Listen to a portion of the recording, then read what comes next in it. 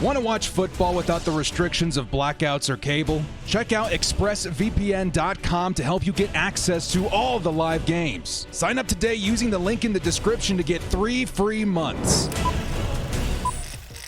Kia ora, brothers. It's the director. Chargers fans, you see this? This is pain. This is what pain looks like, man. What an absolutely insane and horrible and bittersweet way to end the season on Sunday versus the Las Vegas Raiders. This is it. This is the last post-game report of 2021. Definitely bittersweet, man. This game, I know, dude, it took a lot out of Chargers fans, the players, the coaching, everybody watching it. I think in some way was hoping for the Chargers to make it to the postseason, because just at the thought of thinking, that Justin Herbert in some way would be in the tournament is super exciting. It's super exciting and fun to watch Justin Herbert play football. And unfortunately, and I hate to say this, I feel like the team failed him, man. Justin Herbert, a top 3 quarterback in this league. That man should have been in the playoffs, and the Chargers just couldn't get it done this weekend. This game sucked. I'm just going to be honest and blunt. This game sucked as far as the feeling. It was one of the craziest games I've ever witnessed. As far as games go, probably one of the best I've ever seen because of our franchise quarterback. But the ending, man, just left a sour taste in my mouth. So bad, in fact, that I jumped off of social media for a couple of days. The Raiders fans have been relentless. There's one thing, right? Trash talk, smack talk, that's fine. That's part of football. But some of the stuff I was seeing this weekend, man, was just very, very tough to read. So I went dark on Twitter. I went dark on YouTube for a couple of days to collect myself and really just absorb everything that happened. And here we are back. We're going to talk about this game. We're going to talk about, honestly, what went wrong in this game, what went right, and mostly about Justin Herbert, man. If anything, Chargers fans can sleep well at night knowing that we've got one of the best quarterbacks in the league. So before we do get started, guys, question in the comments for you. What are your thoughts on Tom Telesco right now as we're getting ready to go into the offseason? There's been a lot of talk about replacing him, on Twitter and Instagram and stuff like that. I'm not sure if I share in that sentiment, but at the same time, I understand the conversation. So let me know where you stand with Tom Telesco right now. Let's get into this, man. Before we do, hit us up with a like and sub if you do enjoy this Chargers content. Small amount of time you guys take to hit the like, sub, bell notification helps me out a lot. Let's get into it, man. Lights, camera, action.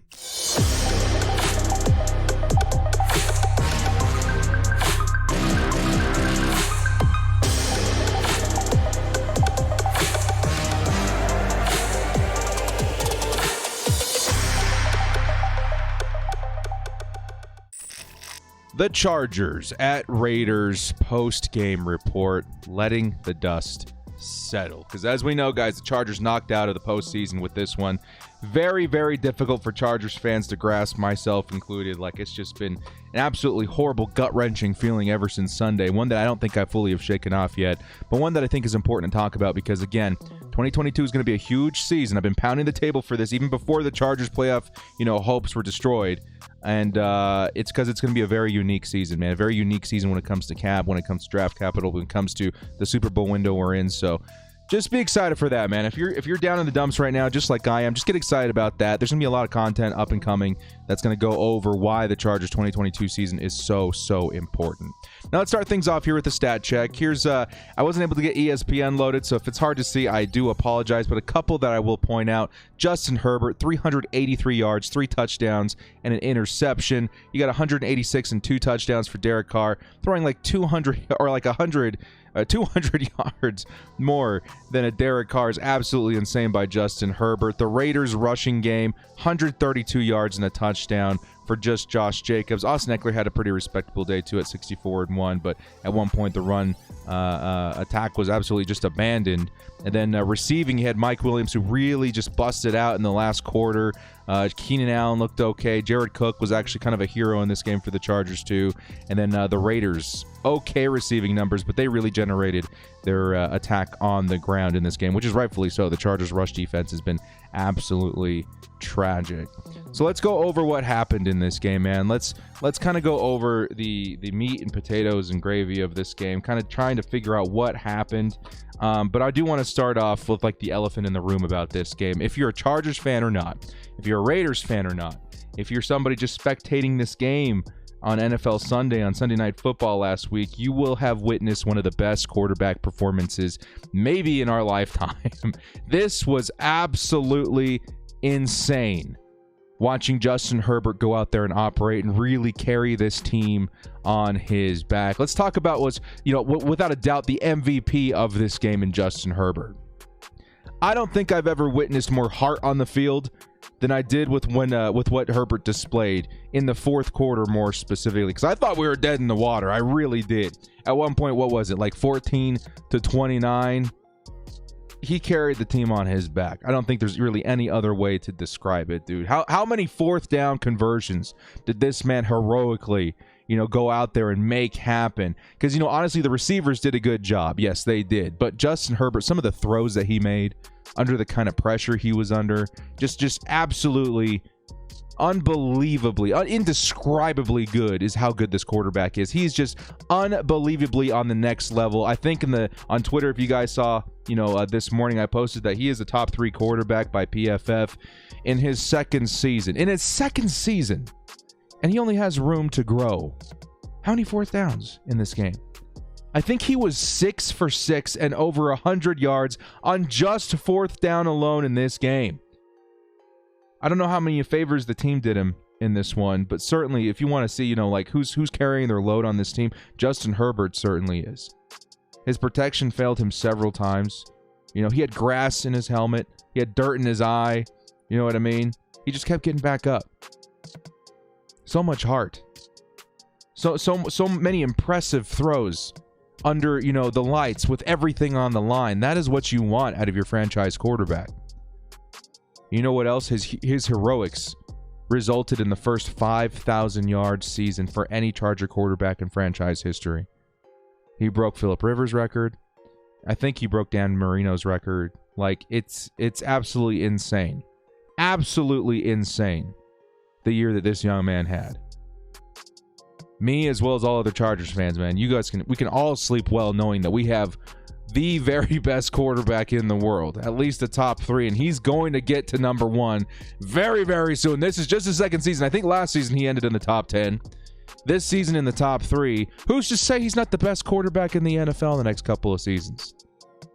That's the kind of guy we got on our roster. I'm so proud of you, Justin Herbert. This team cannot fail you again going forward. And you know what? I think the team knows this.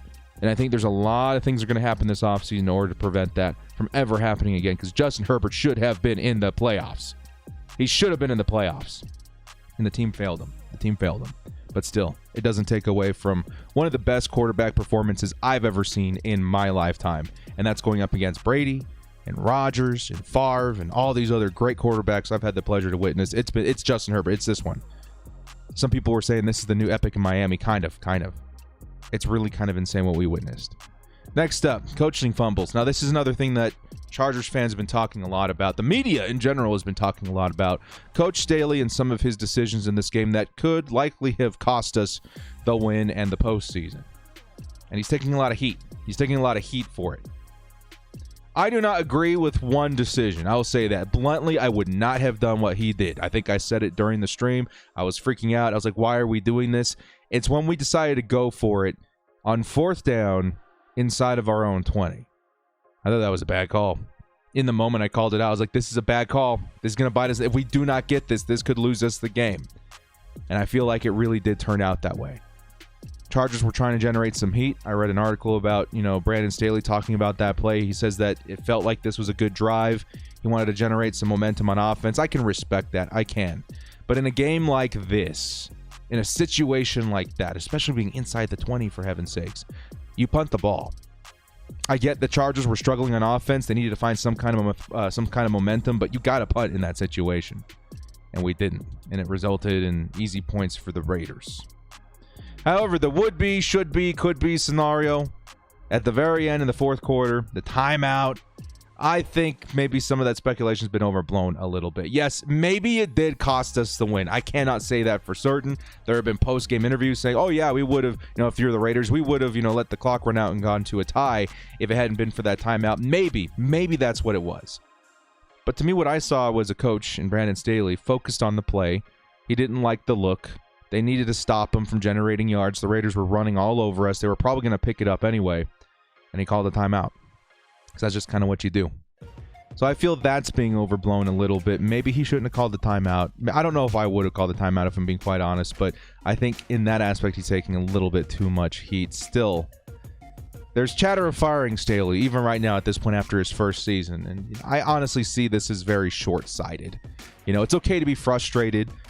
And I do think Brandon Staley shoulders a lot of the blame, especially in this game.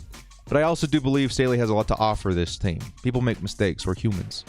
I think Coach Staley is too smart to let that happen again, to let something like that affect his game going forward. And I think he's just going to get better from it. And I think we got to give him the benefit of the doubt because he has done some great things for this team this year. Just got to give him some time. Next up, abandoning the run. Austin Eckler was amazing as ever. I think over 100 yards, maybe close, and at least 2 touchdowns, which is, a spectacular outing by Austin Eckler. And you know what? The Raiders possess a less than stellar run defense. So I was feeling like we're going to see a more balanced game plan coming into this one. Of course, game script really did skew that halfway through the game. That Raiders run defense showed up a couple of times this game pretty well. And one of the biggest ones was on that 4th down we were talking about with Brandon Staley against Austin Eckler. They just knifed in there, dude. They made a big play. That was a huge turning point of the game, was losing that 4th down conversion.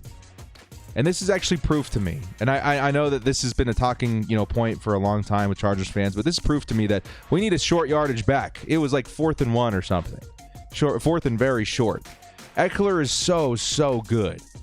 And I think as soon as, he's got some space or he finds a hole, he's going to get through and he's going to generate yards. He's very, very good, but he's just not the biggest guy. It really depends on how our offensive line holds up in those specific plays. And they didn't hold up very well in those.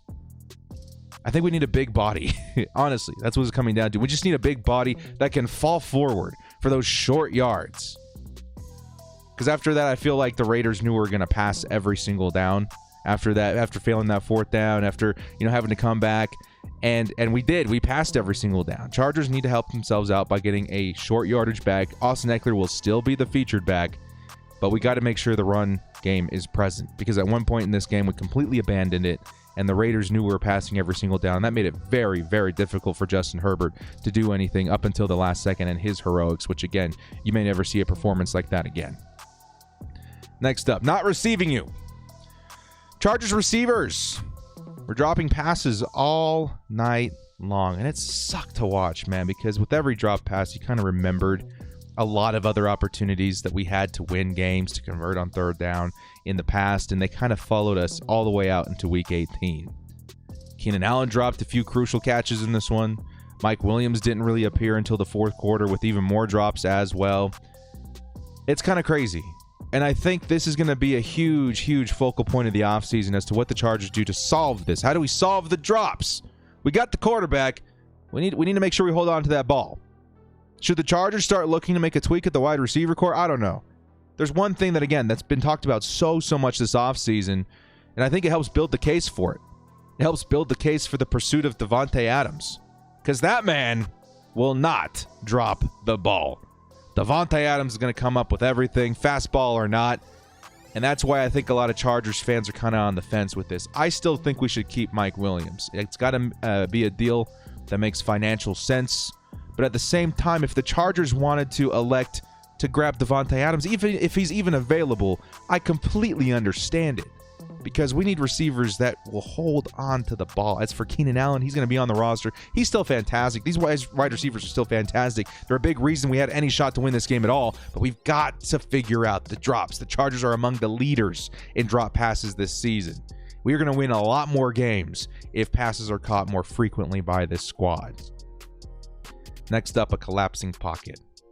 Now I'm going to say this. Max Crosby, Mad Max, deserves a lot of credit. Dude's a dog, right? If we're talking outside, like the Chargers-Raiders, rivalry, and like I can respect what Max Williams has done this season. Dude's an animal out there.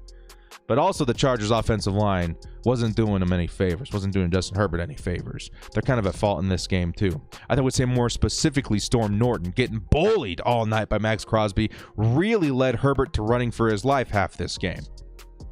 Now this begs the question, another offseason question for you guys in the comments. Like, what do the Chargers do as far as depth at tackle? What do they do as far as, their offensive line as a whole? They're going to need a new right tackle. I think Bulaga's gone. Outside of that, I think we need a new swing tackle. Storm Norton's been okay. Pipkins has been okay. We need a guy in there. We need to bring back Odeabushi. We got to make sure that there's quality depth behind those starters as well.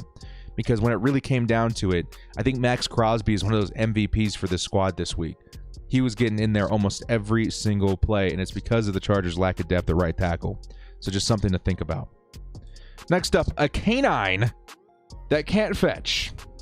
We're talking about Canine Kenneth Murray, who has continued to struggle in coverage this year. I think the Chargers drafted him in hopes of developing his coverage skills. You know, it's been a couple of seasons now. But there were several big plays in this game in particular, man, that just his lack of coverage skills were put on full display. And it's a shame. It really is a shame. Our first round pick for the Chargers, you know, I think he possessed a lot of the physical attributes that you wanted in the position. But the way the Chargers are running defense right now, it just doesn't feel like he's a good fit. Which also makes me beg the question, like, why was he in the game so much? There's a lot of big plays that I think were in result of his lack of playmaking. I'm not sure why he was in the game so much. Maybe Tranquil was still bothered by his injury. I mean, we still saw a lack of Kaiser White too, which is shocking. He's been one of the better Chargers, maybe one of the best Chargers linebackers this season. We got to figure out the Canine situation, man. Is he on the trading block? I don't know. But it was pretty evident in that game that I don't know if there's going to be any mending to the Canine situation anytime soon. On the flip side, though, we can talk about a positive on defense. Uchenna Nwosu. He had a night. He played his absolute heart out. Batting down passes, getting to the quarterback, generating pressure, stopping the run. This man was everywhere. Now, as you guys know, Uchenna Nwosu is a free agent after this season. Do we bring him back? I think after that, you kind of have to. But there's also some people that are a little worried, like, hey, do they show up when, like, they need a contract extension? They show up on a contract year? It could be the case a little bit, but I saw a lot in Uchenna Nwosu where I was like, hey, man, if the Chargers are going to continue to run 3-4, right, and you're going to need a guy behind your starters, you're going to need a guy opposite Joey Bosa. For one, I don't mind Uchenna Nwosu opposite Joey Bosa. I think he's pretty dang good. But what I also think Uchenna Nwosu could really offer this team is if the Chargers, let's say, just for example, let's say they go out and they get Von Miller, because he's a very familiar name, Von Miller to play opposite Joey Bosa. That's going to be a very, very good pass rushing unit, one that I think the Chargers need to upgrade anyway, so they're going to go get somebody this offseason. But let's say they got Von Miller in there. If you got Uchenna Nwosu out there playing, you know, in relief of these guys, you know, kind of, you know, coming in rotation for both of them, maybe, that is a quality pass rush as far as depth is concerned. So I would say either way, if you want to start him at one or keep him at depth, bring back Uchenna Nwosu, man. Him and Kyle Rumpf or Chris Rumpf are great depth pieces for this team that I feel confident can get to the quarterback if in any, you know, case Joey Bosa or maybe another starter isn't out there. So great game for Uchenna Nwosu. A lot of amazing moments as well for the defense when they really came together in the red zone in particular. I thought several times this game was going to get away from us, you know, multiple scores behind. And due to Uchenna Nwosu, due to, honestly, a lot of guys on the defense, we came together for stops in the red zone. That's something I do have to point out as a positive on the defense this week as well. Overall, honestly, dudes, when I went back and watched this too, I don't know if I could be too upset with the defense a lot of the time. Sure, they gave up some big plays. The biggest one I really hated was that like 3rd and 20 something, you know, and it felt like that Ray Rice play so long ago. He went all the way out there for like 20 something yards. That was horrible. But they were also put in horrible situations this game over and over. The turnover, you know, inside our own 20, the fumble, stuff like that. These guys, I feel like I could still be proud of them, even though the scoreboard probably says I shouldn't. But let's be real. This one could have definitely been worse.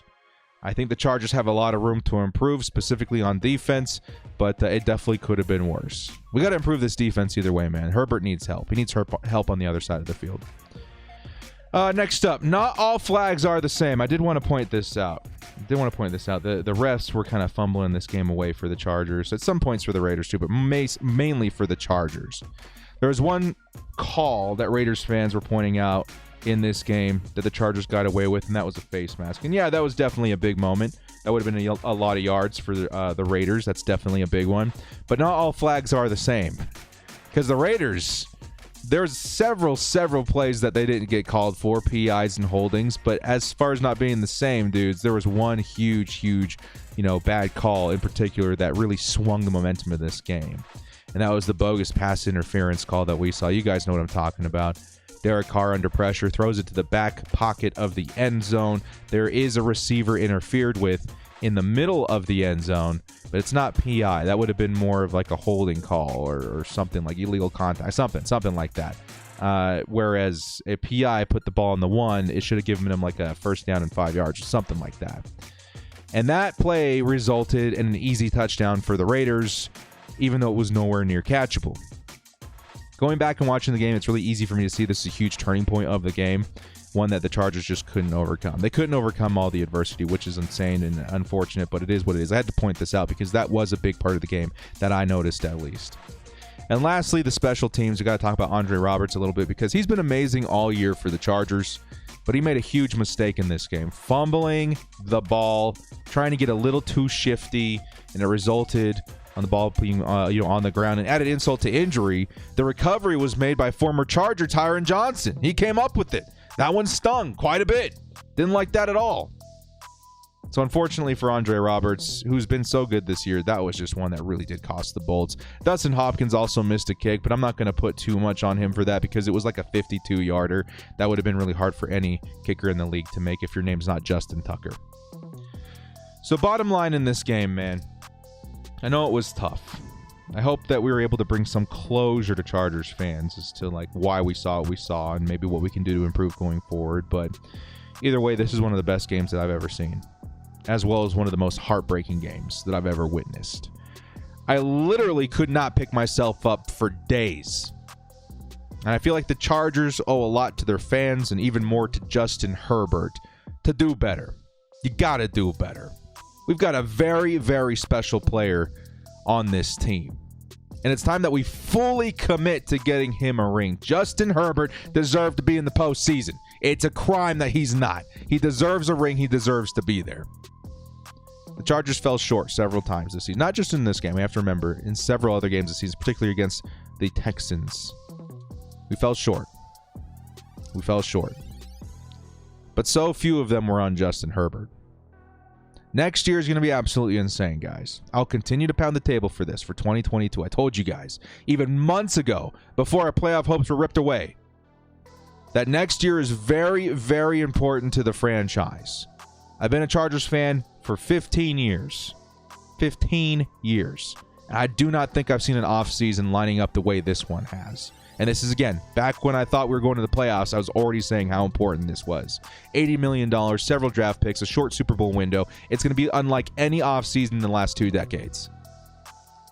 So get excited for that, man. I know times are tough, and that was a tough, tough loss, but at least get excited for that. All in all, I'm very proud of this team. I'm proud of the fans, and I'm so freaking proud of Justin Herbert, man. No matter what happens going forward, this team will always have hope so long as Justin's on the field. No matter what happens. No matter what happens.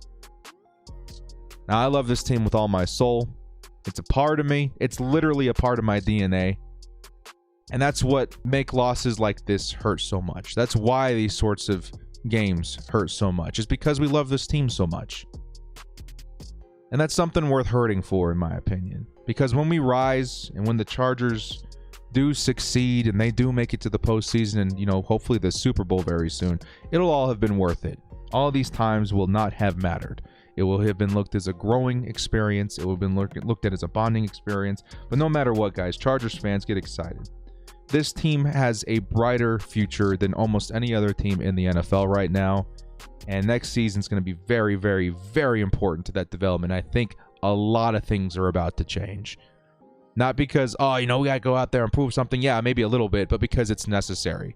Jobs are on the line. I think Telesco knows that. Coaching might be on the line a little bit, but the window for a Super Bowl is so short, you've got to take advantage of that and full advantage of that right now. Well, guys, that's going to do it for me today. Good luck, Bowl fam. I know it sucks. Take some more time if you need to. Vent in here if you have to. Let me know your thoughts about the Chargers, this game, and the Chargers going forward. Well, guys, thank you so much for joining me. This has been The Director. If you did enjoy this content, hit us up with a like and sub on your way out. We'll be back with some first of the year off-season content very, very soon. It'll be a lot of fun, man. Thanks again so much for joining me. We'll see you next time. And as always, bolt up and stay frosty. Always bolt up, man. Never give up on the Chargers.